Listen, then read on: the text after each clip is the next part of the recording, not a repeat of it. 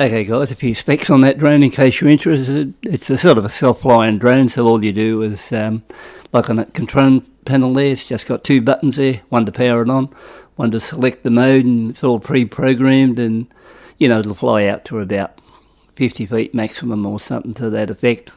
That's about it. They cost around $600, that's what it costs me, and I don't mind how it works in follow me mode, and it's pretty good on the tracking side there for the bit I did on that hill. I don't think it'll track any more than 25 kilometres an hour, but then again 25 k's an hour going up a hill's pretty quick anyway, especially if it's a rough hill, so you seem to outperform then. I think I would have been doing about 20 k's, something like that, on that climb there. So it might not be for everyone, but I've had some fairly expensive drones, and for the outlay of $600 and what it does, and time will tell if it's any good or not. So I'm not here trying to lure you into any false impressions on the drone like that. It might be all right, it might not. If not, well, I've still got the DJI Mini Pro 4, which is a far superior drone, but for ease of use, just come out, pull her out of your pocket, press a button, fire it up, get your shot, carry on.